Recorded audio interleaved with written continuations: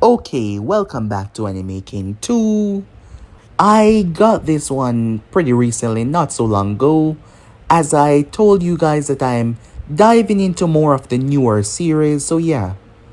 What if Naruto was Kaguya's brother? A world where Kaguya Ōtsutsuki had a brother. A brother that she betrayed by leaving to the elemental nation. How would that go? Does he desire revenge? Does he desire destruction? Does he desire to see her suffer for leaving him? Well, if you want to know how this would play, how the world would perceive him and how he would perceive the world, just sit back, relax, and enjoy, guys. And don't forget to go ahead and check out the other channels, all the links in the description. So yeah, without further ado or wasting more time, let us jump right into this. Begin now, guys.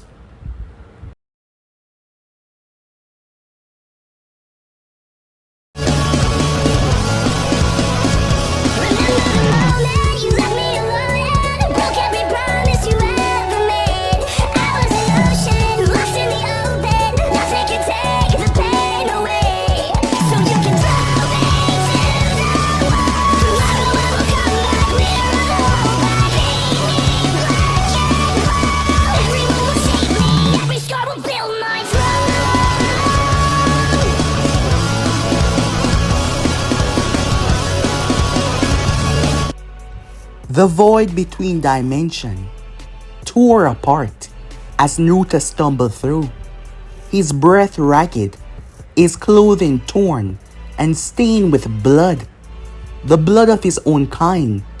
Behind him, the scream of the Ōtsutskis echoed through the collapsing portal, their rage palpable, trying to chase him across reality. After all, they wanted him dead. And he knew that they want me dead. Their hate, their desire to rip him apart, pounded through his heart. He landed down on the unknown planet as he leaned against a strange tree, feeling the texture as he leaned against it, taking shallow breaths, trying to calm himself. His jaw clenched in rage. To his own blood, his sister. She was the one that started this. Her name was Kaguya Ōtsutsuki. She was weak, so was he. Their clan was in different categories. Him and Kaguya, along with several others, they would be the sacrifice. And their karma mark would allow them to reborn as they cultivated planets. Yes, the hierarchy was always there. So him and his sister was not special, nor were they extremely powerful. The Ōtsutsuki hierarchy was absolute. Those at the bottom, they were there to feed those above. Despite being Ōtsutsuki themselves, they were both treated like what they were. Even though their clan saw everyone else as beneath them, even within the clan you had hierarchy like these. Even though they were not that powerful as the top members, say for example, some of the monsters, Momoshiki and all of that, they were not to be underestimated. However, Naruto was different. He looked at his hands, two of them. He slaughtered two of his kind and drained their essence. He consumed their chakra, absorbed their very being into himself. Their power had been intoxicating, transformative. For the first time in his existence, he felt so powerful. Yet, it wasn't enough. He had to run. It started from his sister's betrayal. They were treated badly because they were sacrifices. But when his sister did what she did, he was left to pick up all the baggage, all the strain that their people had left on him. He was a reminder about his sister's betrayal. Its very essence, his very face, was always a reminder of what his sister did. His life had become hell. He hated her. She left him alone. She left him, erased him from her thoughts because she never came back for him. That bitch. He wanted her to suffer as all of them did. but it felt deeper for him because she abandoned him. He knew the Ōtsutskis never operated on love, desire to care that much, but he thought they were different. Being lesser, being treated badly, he thought him and her had a connection, as family, but yet she turned her back on him like it was nothing. He couldn't take it. He further condemned himself by slaughtering those two. His actions could never be changed. The Ōtsutskis would hunt him to the end of the world. However, he had something that they did not. Starting this, he didn't have a plan. He had just snapped when those two Ōtsutskis started to disgrace him right there. Since absorbing them, Naruto could feel it. The tether, an invisible connection that he shared with his sister. It was allowing him to find her, to track her. The Ōtsutsuki spent a long time trying to find his sister, and they were unable to. Wherever she was, it would be the best place for him to hide out. He never possessed this ability to begin with. Perhaps it was a latent ability due to their past connection from him absorbing those other two, making himself powerful. It had to be one of them. Their shared blood, their shared suffering, or perhaps absorbing his two fellow kin had made him unlock this ability. Whatever it is, he could feel her presence, like a beacon in the darkness. The journey to the elemental nation had been long. He had taken precautions, his appearance changing mid-flight, to make sure that he was never found. Gone was his traditional white hair that he shared with his clan. He saw some of the lesser beings, and he took a color that stood out, because it was a lot there as well, throughout the different worlds. His hair was now blonde and blazing like fire, even his eyes. While they still possessed the normal trait of the Byakugan, he changed them himself. They now show a midnight blue, piercing through the darkness. Naruto descended upon this location, knowing that they would not find him here because they were unable to find his sister. He was in witness protection now, his own personal program of survival. The Ōtsutskis could not find what they could not recognize. This lush place was filled with chakra. It was in the very ear, he could taste it. This wonderful place far away from many of the other regions. No wonder it took him so long to get here. Well, he was weakened gravely. Opening up a portal near them would allow them to sense his power, so he had been on the run for quite some time. Even through many distances, when he finally get away, his mind was hearing the remnants of their rage as they hunted to claim his life. Finally though, when Naruto landed on the planet, it was stunning to his eyes. It wasn't the people or the homes or anything like that. It was a lush, beautiful air. Unaware to him though, this place had just been through war. He had arrived unknowingly, just as the first Great Shinobi War had came to a bloody conclusion. Battle scars, weapons, corpses litter some areas still. He concealed himself as best as he could, as he was still getting used to this new, explosive power inside of him. But he sensed them though, and they sensed him, it seems. 5 figures descending upon him. He did not know the term shinobi or what they were. They materialized out of the shadows, their face hidden behind masses. One of them spoke as Naruto had trespassed in their location. "Identify yourself," he said, reaching for his weapon. Being a Ōtsutsuki, Naruto was also arrogant. But unlike some of the others, he understood what it felt like to be looked down upon, to be seen as weak, to be seen as lesser than what you are, to want to get away from it all. Him and his sister usually talk about that a long time ago, to break away from all of this, and yet she abandoned him alone. His fist clenched as he looked up. "I am just passing through. I mean, you know, Naruto was cut off He could be a spy from the hidden stone, one of them hissed. The war just ended. We can't take any chances. Some believe in that, others refuse to take the ending of the calamity at heart. The tension was still too high, so they attacked. They descended upon him, moving to eliminate him. Time slowed down from his perception as the veins appear at the side of his face, showing that he still indeed possessed the Byakugan. Their kunais and shurikens raised. He only had one word for them: fools. His hand shot out. It was known as a four serpentine technique. Four snakes, constructs, erupted from his hand. They were made purely from chakra.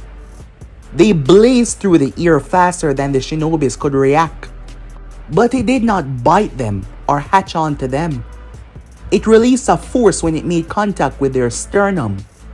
They were blasted through the air like rag dolls.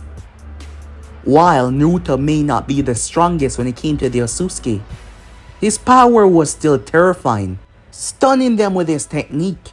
He moved like water through a grass, twisting and turning as he stepped before they could even relax, striking their pressure point, their chakra network collapsing, their organs rupturing. Naruto force were deadly, precise. Bodies collapsed down to the ground, blood leaking from eyes and nose and mouth. As Naruto stood in the center of it all, he proceeded to close his eyes and focus on that invisible thread, that connection to Kaguya. It was not what he expected. He thought it would be stronger, but it still felt the same. It felt like she was closed off or something, or trapped, perhaps. However, the more closer he get, the different her power felt. What had she done? Naruto made his way, destined to find her. Time skip. The seal that lay before him was magnificent. Naruto had seen construct like this before. However, this was a lesser tier than what the Ōtsutskis were used to. They were called runes. Runes were very different, very much stronger, but this was something complex that shocked him. The chakra that was woven, chakra and dimension binding, existing between space, anchored to this world yet separate. His Byakugan could see the complexity. Whoever had made this seal was a genius. Naruto was impressed, and trapped within it, like a fly in amber, was his sister, Kaguya. Her physical body wasn't present. She was separated, it seems. However, bringing her back together by freeing one would also free the other. But this contained her essence, not her flesh. Her consciousness and essence, strained and wrapped up.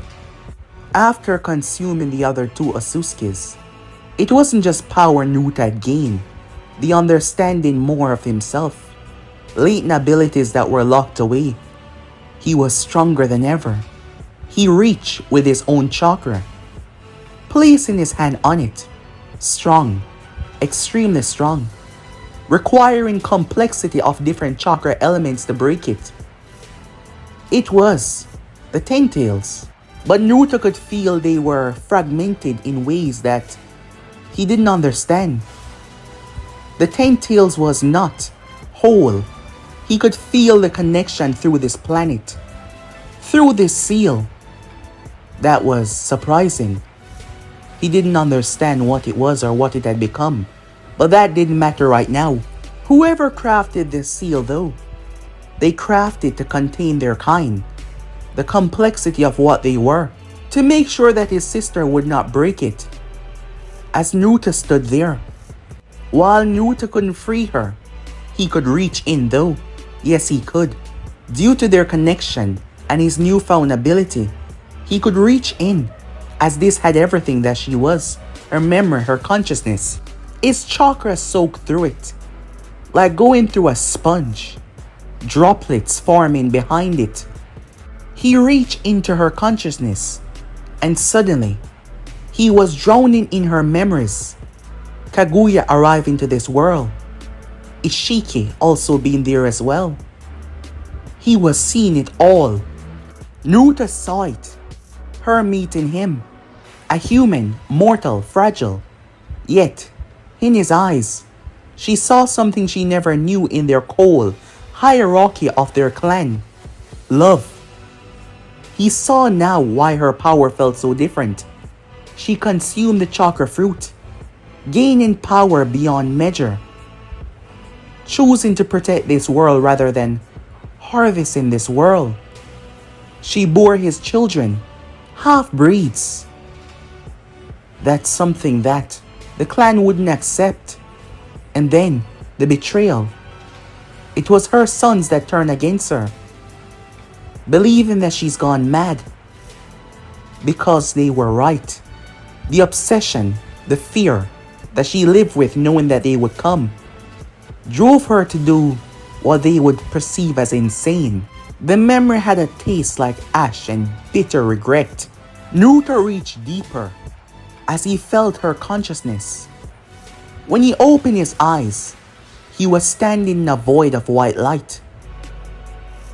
As he turned, her eyes also opened as well, feeling the connection. Sister, he said. He said the word like he was spitting venom. She was surprised. You're alive? How did you escape? How did you find me? Does it really matter? Naruto said as he stepped forward. The white void rippled with his rage. You left me. You abandoned our clan. Abandoned me for what? Love? He spat the word like it was a curse. You disgrace our family name. Because of you, I was marked for death. Because of you, I had... He stopped, breathing hard, his fist clenched so tightly. Kaguya's expression softened. Within this void, not connected to her chakra, the words that came out of her mouth. It angered Naruto. I had to follow my heart, brother, she said. In this world, I found something our clan could never give us. Purpose, meaning, a reason to exist beyond serving, a reason to exist beyond gaining more strength. Purpose? Naruto laughed bitterly. Your purpose trapped you in a seal for years now. Your purpose turned your own children against you. Some purpose, sister, he said. And I would make the same choice again, she said. Even if I know how it would end. The love I felt, the children I bore, the life I lived. It was worth it, all of it. His fist clenched even tighter. Then you're a fool, he said. I should destroy this planet. Exterminate every human living thing that led you to this pathetic fate. I should burn this world to ash and scatter it across the void. Then why don't you, she said. His mouth moved, but he did not say a word. Her eyes narrowed in understanding. You're alone, she said. You came here alone. Her voice grew sharp. What did you do, Naruto, she said. He was still silent. Naruto, what did you do? Don't worry, sister, he finally spoke. I covered my tracks. I saw just how much you love this planet. You thought that we came here to cultivate it, to devour it. That is why you spin me your bullshit. Do it all over again. Were you trying to find my sympathy? There is none. You left me alone. I couldn't take it anymore.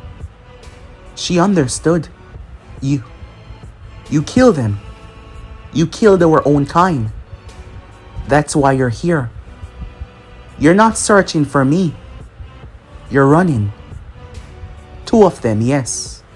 I killed 2 of them. And I would kill more if I could. They underestimated me, Kaguya. Just like they underestimated you. We were the weak ones, remember? The sacrifice. The pathetics. But I showed them. I showed them just how far they could push someone. You fool. They will never stop hunting you. Why didn't you just stay in line? Do as you were told. Live your life. Live my life? Live my life? Did you just become more stupid after you left the clan? Do you have any idea the kind of bullshit I had to put up with? What I was put through because you betrayed us? How your stain dragged me down as well?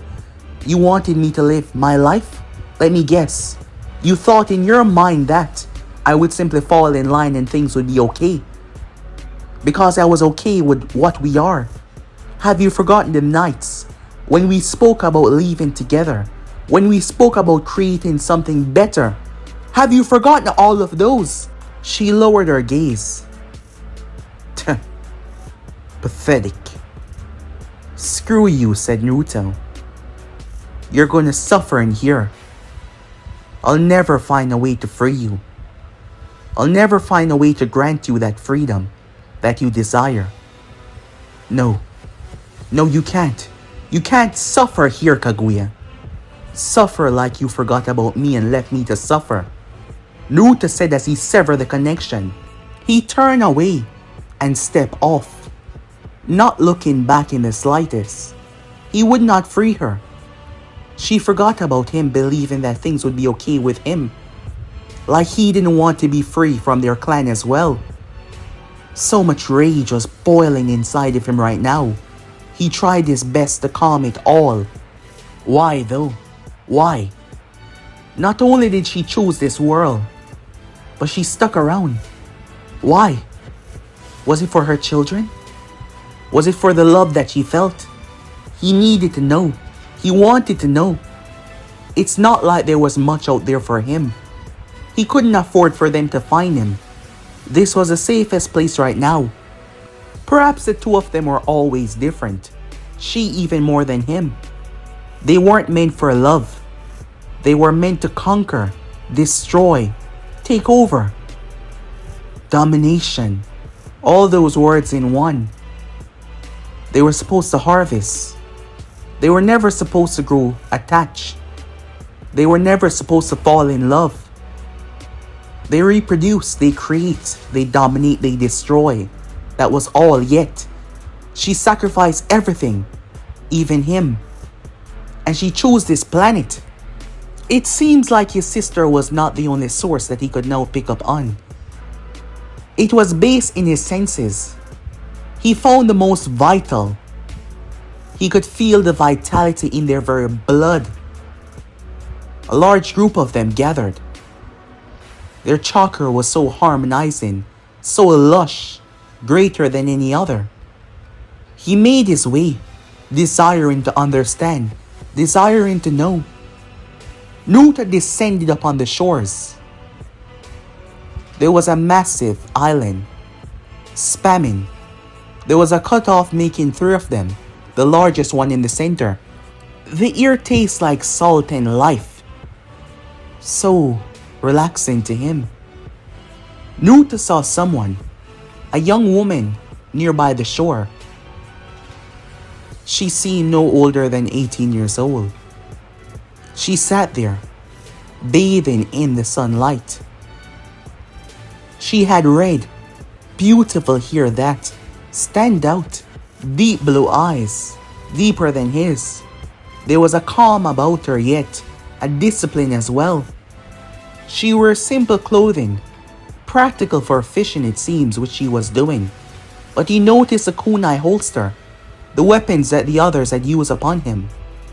It took him some time to get here. He had familiarized himself with a few of their custom. Well, mostly their weapon, but nothing special. It seemed she was aware of him. She sensed him. That's far enough, she called out. State your business, stranger. Her voice reaching him. He stepped out. I mean no harm. I'm just passing through, said Naruto. Passing through. No one is just passing through. Especially here. Do you take me for someone stupid? You're on an island in the middle of the ocean. So I'm gonna ask you once more. State your business. He decided to be a bit truthful. I'm looking for answers. Understanding. I'm new to this land. I know nothing of its ways. Her eyes narrow. Your words are hard to believe, especially after the war. The war, said Naruto. She looked a bit confused. You don't know about the war. The great ninja war that just ended. Where exactly are you from, she said. Very far away, Naruto said truthfully. A place you can never reach even if you try. I'm alone here. Lost. If I'm being honest, he said. She studied him for a long while. He could feel her chakra trying to probe at his defenses. Subtle, gentle. However, Naruto was good at concealing himself. She stepped a bit away from the fishing line, revealing it. My name is Kimiko Uzumaki, she said. These shores belong to my clan. These waters are our domain. You have guts, showing up here unannounced. Most people know better. Uzumaki, Naruto said, repeating the word like he was tasting it. So this was the name of that vital energy that he had sensed. This was their people. These people possess something unique, something that resonates with the very fabric of this world chakra. I apologize for the intrusion. As I said, I am not familiar with your custom or territories. Kimiko Han was always at her kunai as she spoke. You're suppressing your chakra. I can feel it. You are much stronger than you let on. Perceptive, Naruto said. I am not here to fight. I have done enough fighting that would last a lifetime. I just want to understand this world. Why people fight. Why they love. Why they choose to stay in one place. Instead of what, she said. He shook his head. It doesn't matter. Will you help me, Kimiko Uzumaki? Teach me about your land. Hidden within the trees were squads of sensors. The moment Naruto's feet touched down, they were all alerted. Their hands pressed against special, crafting sealing rays that allow them to understand without being detected. Their leader, a tall man with gray hair. He had deep red eyes, a bit of red still within his hair. His eyes were focused. Kaguya Uzumaki. He was the leader of the Uzumaki clan. He had survived by being cautious, trusting his instincts, keeping his people safe through calamity and chaos. And right now, his instincts were screaming at him. Sir, one of the sensors said, the readings, they don't make any sense. On the surface, his chakra is comparable to a Jonin level ninja. Maybe slightly above, but the seals are detecting something else, something beneath. Show me, Kaguya said. The sensor activate the visualization seal, and Kaguya's eyes widen at that. On the surface, it showed an overlapping source that was pretty much normal, but beneath, there was this overwhelming force. Something so great that Kaguya's blood ran cold. What is he? One of the other sensors said. I don't know, Kaguya said, but this is not someone that we can fight head on. Just watch. Look at how he's approaching Kimiko. Non-threatening, making himself vulnerable. Should we intervene? One of them questioned. Kaguya watches Kimiko, stood there with a stranger, continuing her conversation. His daughter of all people. Of course it would be his daughter that would stumble upon something like this. But she was keeping her distance though, and she was staying alert. She inherited his caution and his carefulness. No, we will watch. We will learn. Kagami could see it. Kimiko was aware that they were there, and she was trying to calm them down.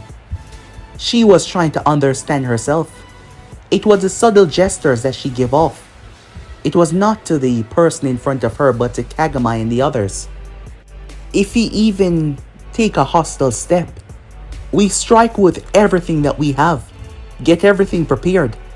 But until then, we will understand what this stranger wants with the Uzumaki clan.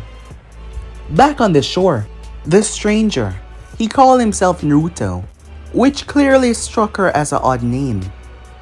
He was not telling her everything, but who did in this post-war world? Everyone had secrets. Everyone had pain that they did not want to share. What troubled her was not that he was hiding things, but what he was hiding. Her sensory was amongst the best in the clan. Years of honing her skills, years of training plus natural talent.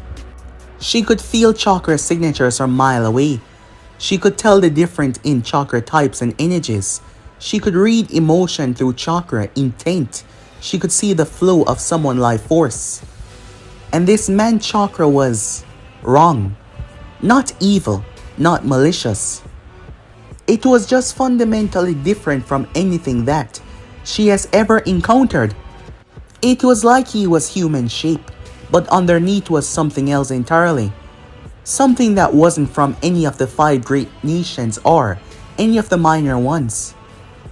You're scared of me, Naruto said, as he observed it. She tense, cautious. There's a difference. Is there? He said with a smile. I suppose in a world that just ended a war, cautious is wisdom. I do not fault you for that. You still haven't told me what you want. Knowledge, Naruto said. Understanding. I want to know about your clan, about the Uzumakis. I want to know about this world, its wars, its people. I want to know about. He paused for a moment, a strange look on his face. It made him seem more vulnerable than before. I want to know why someone would choose to stay in one place, to build a home, to love something enough to die for it. The sincerity in his voice caught Kimiko off guard. This wasn't the request of a spy or enemy scout. There was something else in his tone, sadder, more lonelier. That is not a small request, she said to him. Those are questions that take time, trust to build. I have time, said Naruto. I'm willing to earn trust. I have nowhere else to go. She looked at him, really looked at him, at the way he held himself, like someone who had forgotten how to relax a long time ago, at the eyes that had seen so much death. For someone that looked barely older than her, he looked like he was around 18, maybe by a few months older, or 19. There was a lot of people wandering the world after the war ended. Some refusing to go back home because they have nothing. Some have no home to return back to. Some having no purpose to go on. He fit within that category, and at the same time, he did not. I cannot promise you anything, she said. And I won't be alone with you until I know more about who you are. But I can talk, answer some questions. That seemed to bring him some relief. Thank you, he said. Don't thank me yet. Sit, and keep your hands where I can see them, and tell me the truth. Allow me to trust you by telling me where you're from. Because, even if you're from small nation, large nation, you would still know about the war that is going on. The war that went on, the ruckus. All of the world was affected, not just some. So, where exactly are you from, she said. Naruto proceeded to sit down. She was smart. Usually, he was bad in the past. If you put it in that way, good or bad. He usually takes his anger out on people beneath him because he was treated like garbage for most of his life. However, it wasn't so much disrespect, but she was cautious, concerned. Thus, he let it pass by like it was nothing. Besides, he liked a strong-willed woman as he sat down near where she was. As I told you, I'm not from anywhere close to this place. Far, far away. A place where you can never go. A place where strength is everything. Where the weak exist to serve the strong. My sister and I were at the bottom of it all. We were meant to be sacrificed to fuel the others. Ascension. Her gaze softened. You were slaves, she said. Worse than slaves, Naruto said. Slaves had value in property. We only had value in our debts. My sister was able to escape that fate by coming here. She found something worth living for, worth fighting for. But her escape made things much, much harder for me. I was punished for her choices, blamed for her disgrace. So eventually, I fought back. And then I ran. You mean you killed? Yes. 2 persons, said Naruto. People who would have killed me without hesitation. And I do not regret it. I do not intend to go back. So I follow my sister's trail to this location. I want to know why did she give everything up. I want to know why she sacrificed everything. And did you find her? Kimiko said. Naruto's smile was bitter. Yes. Trapped in a prison of her own making. Sealed away by the very people that she chose to protect. She regrets nothing, claiming that it all was worth it. I'm not even sure if she said that to manipulate me, into want to freeing her or what. Love, she call it. Purpose, meaning. I don't understand. How can suffering be worth it, said Naruto. She's always been a very tricky one, in a way. So I'm trying to understand to see for myself. He said, gazing out towards the sea, if it is worth it. Kimiko finally spoke up. The war that just ended took thousands of lives. Members from my clan also fell. Friends, family, loved ones, who will never come home. But even if it does happen again, we would do the same thing over. We would fight. We will never stop fighting to protect the ones that we care about, the ones that we love, the ones that we cherish. Even those that fell. They fell knowing that the future would go on. Their offsprings, their family would continue living for their sacrifice. On its own, suffering is not worth it.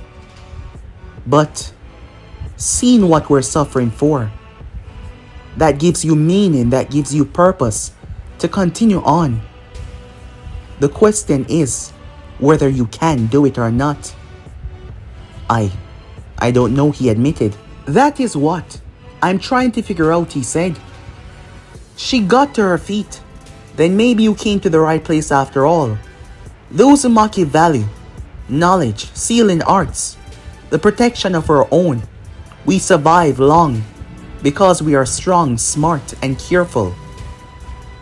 If you want to understand what drives your sister into her actions, if you want to find the answers for her betrayal, for her leaving you, for her purpose that she was given, you would have to see it with your own eyes, to understand it, to learn through compassion, to learn through understanding.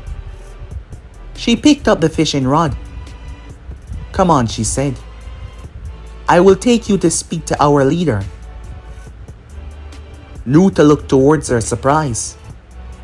I told you, just come with understanding and earning, and seeing with your own eyes. I'm not saying that I fully trust you, but it's not the same as before. Naruto followed her. Time skip. The meeting with Kagami had been tense, as Naruto sat within one of the Uzumaki's fortified compound, where dozens of seals surrounded him. The Uzumakis take precaution, very much. Kagami was everything that Naruto expected after learning the minimum losses from surviving the Great War. Calculated, incredibly perceptive. His red hair streaked with grey, his eyes studying the stranger as he stood in front of him. So, Kimiko, tell me that you're looking for understanding, that you're from very far away, and you know nothing of our world.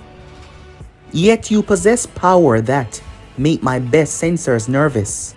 An interesting dilemma, don't you say? I never claimed to be weak, said Naruto. Only loss. And your sister? The one that is sealed away? She made her choices. I'm trying to understand why, said Naruto. Kagami's fingers drum across the table. You are being deliberately vague about where you're from. Not a single village, not the elemental nation, but somewhere else entirely. My sensors pick up on something unnatural when you arrive. Your chakra signature. Not quite human, is it? Naruto looked towards him, his expression not changing. Does it matter? I mean no harm. I'm willing to prove that. Prove it how? However you need me to, said Naruto. Kagami studied him for a long moment. My daughter seemed to trust you, which counts for something. But she has always have a soft heart underneath that warrior exterior. He stepped towards the window. We will watch you, test you, to truly see if you mean no harm, to not pose any threat against us or our people. At the same time, we desire to understand you as well. I understand. I appreciate the chance, said Naruto. One more thing. Just to be clear, Kagami said, Kimiko is my daughter, my only child. If you have any intentions of beyond friendship, Naruto cut him off. I don't even understand the concept of friendship, let alone something more complicated that doesn't require only reproduce. As Kagami went quiet, the understanding of love seemed to go right over his head. Kagami was intrigued about him as well. 3 months later, Naruto proved himself rather well in the only way he knew how, through action. He learned by observing. He understood. Despite being limited, they've learned how to break the barrier. They learned how to go around natural order. It was truly intriguing to see them work, as their sealing arts transcend certain, levels, especially those that focus on space-time manipulation. Those were truly intriguing. He trained with their warriors as practice. He was careful to suppress his true strength. They watched him constantly. It didn't matter where he go or what he did, they watched him. As weeks turned into months though, while the Uzumakis weren't used to bringing in an outsider like this, however, they were just as curious, as Kagami believed that this person was not from this planet. He desired to know, he desired to understand the fact that out of every village and everyone he chose their clan, they would like to understand, because not once has he ever shown or tried to forcefully get what he desired. Kimiko became close to a friend, or at least Naruto thought that is what friendship was supposed to be like. She introduced him to others similar in age. Then again, Naruto was far, far, far older than all of them. Akane, a fearsome person who loved the sealing art like it was breathing air. Hiroshi, a very laid-back individual, as his whole thing was an expert on reading emotion through chakra. And there was Yuki, quiet and thoughtful. Yuki taught Naruto about the ocean. Slowly they start to trust him, not seeing him as a threat but someone that genuinely was trying to understand the world.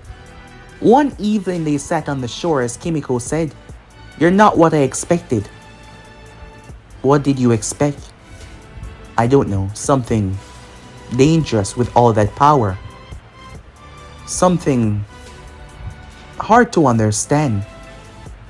Naruto leaned back. "I suppose you could say that I was once very dangerous," he said. "Once very strange by your custom. However, while I am not like others that are similar to myself, I believe it's because I understand what it feels to be treated like less than what you are." "That's fair," she said. "We all have our demons." Unaware though, the other nations were not taking the Uzumaki's help of Konoha in the last war as something that they would just forgive and forget.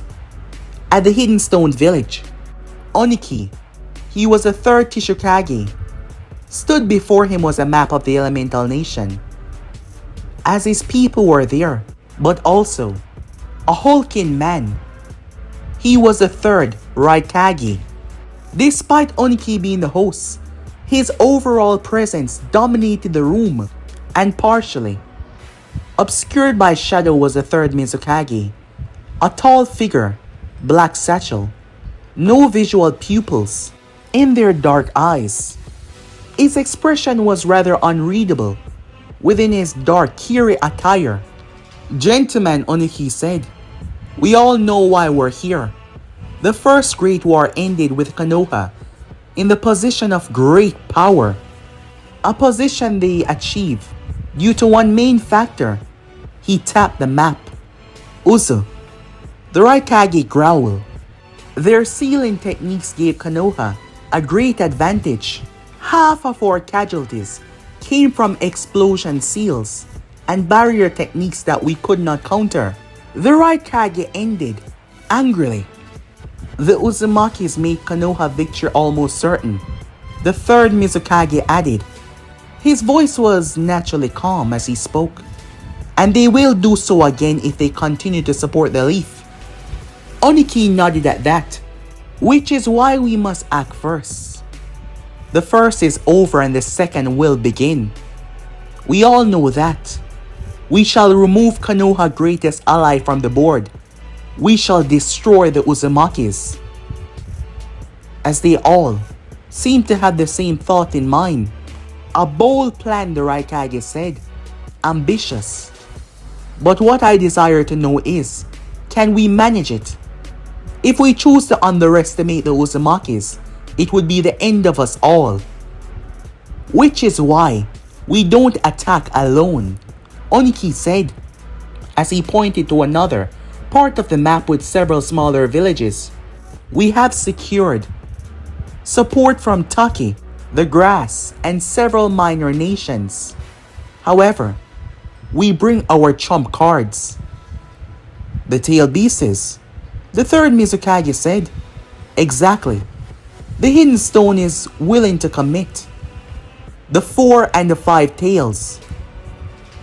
"What about Kumo?" The Raikage was quiet for a moment. "The 8 tails will join in the assault." They glanced towards the Mizukage. "The 6 tails will be deployed," he said. "And our 7 ninja swordsmen to take out viable targets." Oniki nodded with satisfaction. "We have time to plan, to make sure that we get things right. There are multiple ways that we can do this, but due to their factor on the water, it has to be careful. It has to be prepared. It has to be perfect." As they sat there planning their next move and when they would attack, they were unaware that there was a monster right with the Uzumakis. A monster that was there. A monster that just wanted to learn, but a monster that would not let things go as it is. As weeks passed by, Naruto connection grew with the clan. Yes, it grew rather well. Actively suppressing himself for the longest time. It's been a long time since Naruto felt his true power. As time passed by, Naruto was with Yuki near the shore as he pulled the net in when suddenly there was an explosion. He hadn't activated his Byakugan in so long as the veins appeared at the side of his face, spamming into reality. From 3 directions, massive forces converge on the village. Hundreds of shinobis, all with different insignias. Over the time being here, Naruto had learned about the tail beasts, but this was the first time that he was actually seeing them. Naruto was shocked by their actual strength. Not shocked for his own fear, of course, but for these humans. The tail beasts could be represented as gods due to the amount of power that they possess. Naruto was already moving. The attack came upon them as a surprise. He found Kimiko near the village center, organizing evacuations alongside her father. Kagama's face was grim, as this wasn't something that they were expecting. 3 villages. He spoke about the 3 great nations that were coming after them. But it wasn't just them, countless other. This is about Konoha, our alliance. They want us to be weak. They want us to be gone to make sure that when they attack the leaf once again, we won't be strong enough to aid them. Another explosion, this one closer. The barrier seals around the village. They all flare to life. However, the force was focused and concentrated. The seals would not hold that long. Father, Kimiko grabbed his arm. We need to evacuate the civilians and the children already in process. Kagami said, the barriers, they won't hold for another hour, maybe even less if they deploy the tail beasts properly. He looked at his daughter, and for the first time since Naruto met him, Naruto saw it. He looked old and tired. He was concerned. He would have to. He turned. We will hold them off. No, not even you can stand up. He placed a hand on her shoulder. To save the future. To save our blood. Even if this might be it for us, no. They turned. As Naruto finally spoke up, everyone looking towards him. What? Kagami said. I said no, said Naruto.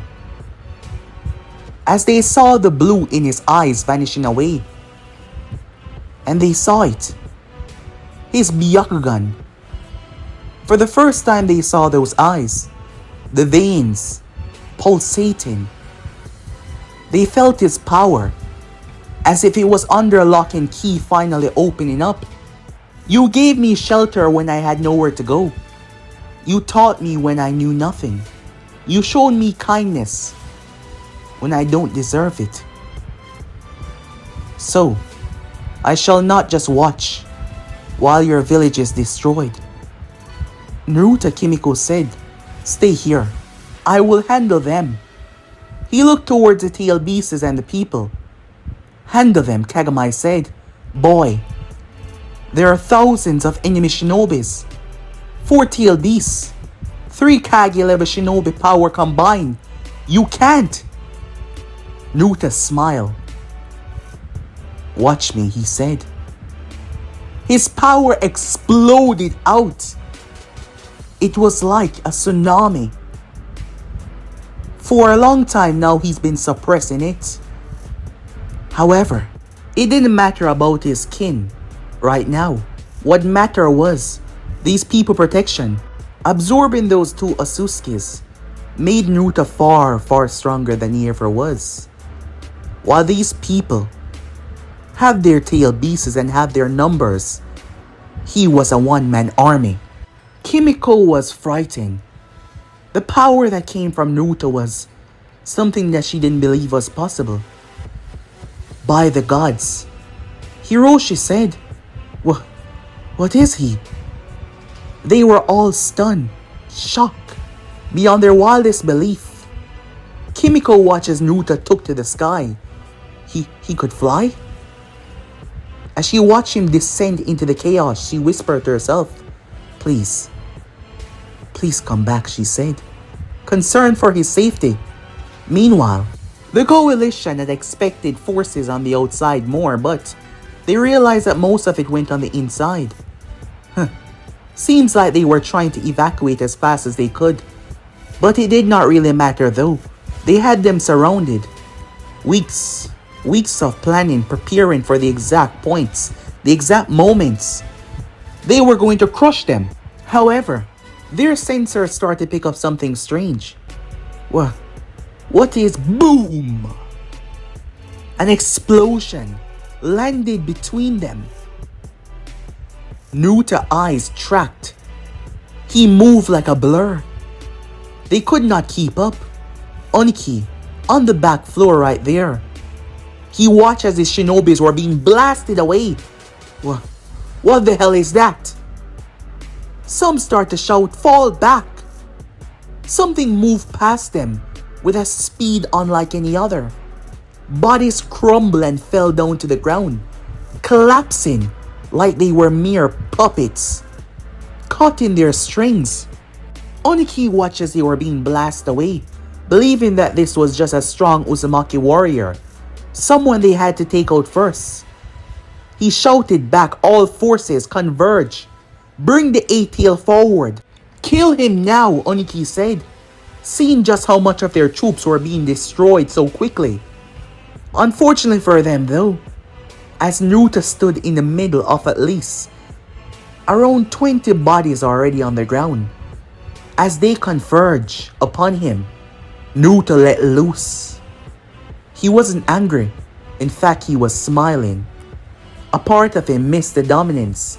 A part of him missed the power, the overwhelming sensation. A part of him missed when those around him look upon him like he was a god. And thus he let loose, and he went crazy with that power. It's time that he bring the heavens down upon them as he dived deep within to himself.